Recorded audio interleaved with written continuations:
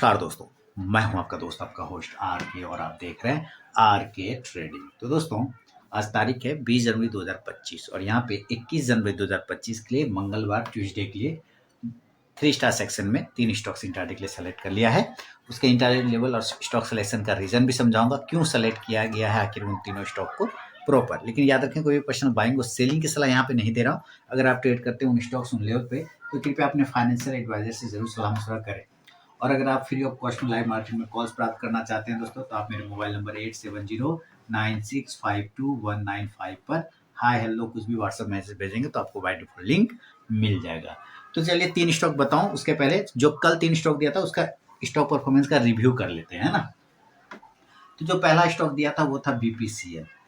ये है बीपीसीएल का चार्ट, देख लेते हैं आज कैसा मूवमेंट किया। तो देखिए मामला क्या चल रहा है।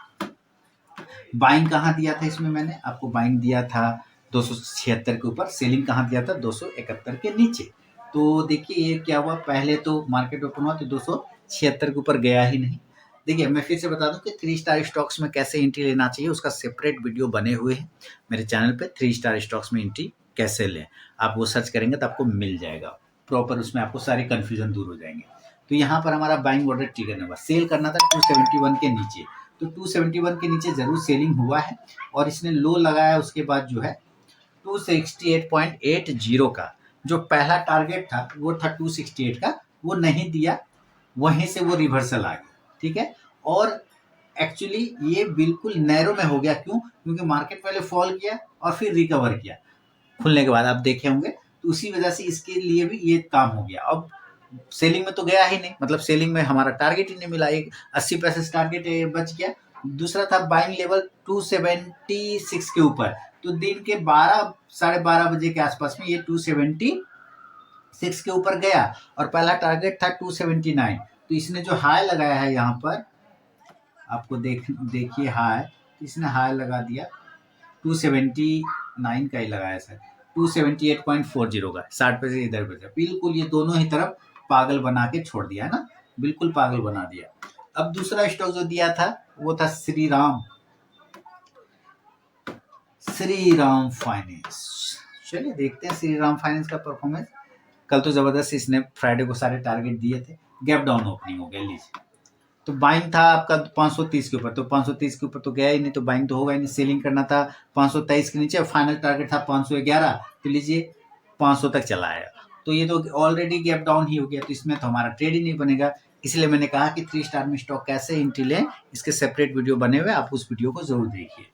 तीसरा स्टॉक था रिलायंस। चलिए रिलायंस का चार्ट देख लेते हैं।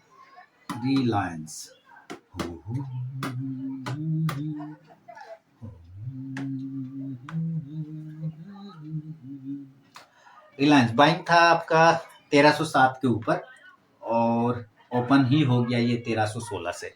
पहला टारगेट था 1313, दूसरा 1319, तो लगभग सेकेंड टारगेट के ऊपर, सेकेंड टारगेट और फर्स्ट टारगेट के बीच में ये खुला। अब बाइंग देना था 1307 के आसपास से, तो 1307 अगर किसी ने वेट करके यहाँ पर से बाइंग लिया होगा 1307 के आसपास से, तब देखिए ये ऊपर चला गया 1313 तक, यानी कि पहला टारगेट मिल गया। सेलिंग करना था 1295 के नीचे, तो 1295 के नीचे तो आया ही नहीं, तो सेलिंग नहीं हुआ। ये है तीनों स्टॉक का रिव्यू। अब चलते हैं पहला स्टॉक जो कल के लिए सेलेक्ट है, यानी कि 21 जनवरी के लिए, उसका नाम है अडानी पोर्ट। अडानी पोर्ट कहाँ गए, अडानी पोर्ट, चलिए यहीं पर होगा, अडानी पोर्ट। पहला स्टॉक कौन है, अडानी पोर्ट। सिलेक्शन रीजन बहुत ही आसान है, देखिए आपको ध्यान देना है सिलेक्शन रीजन पर। आप 16 तारीख का चार्ट देख रहे हैं, ठीक है। 16 के बाद आपने 17 भी देखा, बहुत बढ़िया। 16 को क्या देखा कि गैप अप खुला और आके अपने इस प्राइस पर सपोर्ट लिया और वहीं पे पूरा दिन काट लिया। फिर 17 को उसी जगह से बाउंस किया, फिर उसी के आसपास में आके दिन काटा। 20 को क्या हुआ कि वो उसी के आसपास में क्लोज कर रहा है, यानी ये वाला जो ब्लैक लाइन मैंने ड्रॉ कर रखा है ये इंपॉर्टेंट, इसका सपोर्ट बन रहा है, उसके पास में ये सस्टेन भी कर रहा है। अगर मान लेते हैं ये लाइन अगर इसको ब्रेक डाउन कर जाए ये एरिया को, तो आप कहेंगे ना कि सपोर्ट टूट गया। आप लोग पूछते हैं ना कैसे सेलेक्ट करते हो स्टॉक इंट्राडे में, तुम कैसे सेलेक्ट करते हो? तो भाई ऐसे सेलेक्ट करता हूँ, ये सब सारी चीजें देखता हूँ, तभी है ना। तो ये बार बार सपोर्ट यहाँ पे आके रुक गया 15 मिनट के चार्ट पे, तो इतना तो दिमाग में आ रहा है कि अगर ये टूट जाएगा तो सेलिंग साइड चला जाएगा, गिर जाएगा। दूसरा कंडीशन क्या है कि यहीं पर से ये सपोर्ट लेके बाउंस करता है, तो यहाँ से भी बाउंस कर सकता है ना। इसलिए दोनों ही चीजों पे ध्यान रखना है। अगर ये ऊपर की तरफ में 1154 को तोड़ता है तो हम बाय करेंगे, बाय अबाउट 1154, और जो स्टॉप लॉस होगा वो 1148 रुपए का होगा 1148 का। जो टारगेट होगा पहला वो 1160 1160, दूसरा 1166 1166, और तीसरा होगा 1172 1172 का। नीचे की बात करते हैं, अगर ये तोड़ देता है तो सेल की तरफ जाएगा, और सेल का लेवल क्या होगा 1145 के लिए, सेल बिलो 1145, और जो स्टॉप लॉस होगा इस कंडीशन में 1151 1151 का, और जो टारगेट हो जाएगा पहला वो 1139 1139, ये टारगेट हो जाएगा। दूसरा टारगेट होगा 1133 1133, तीसरा 1127 1127 का। शुरू के 5 मिनट बिल्कुल भी आप ट्रेड को अवॉइड करके चलिए, उसके बाद ही का स्टॉक बाइंग या सेलिंग लेवल को एग्जीक्यूट करता है तो ट्रेड करें, अदरवाइज उस ट्रेड को आप अवॉइड करते हैं। तो ये हो गया पहला स्टॉक अडानी पोर्ट।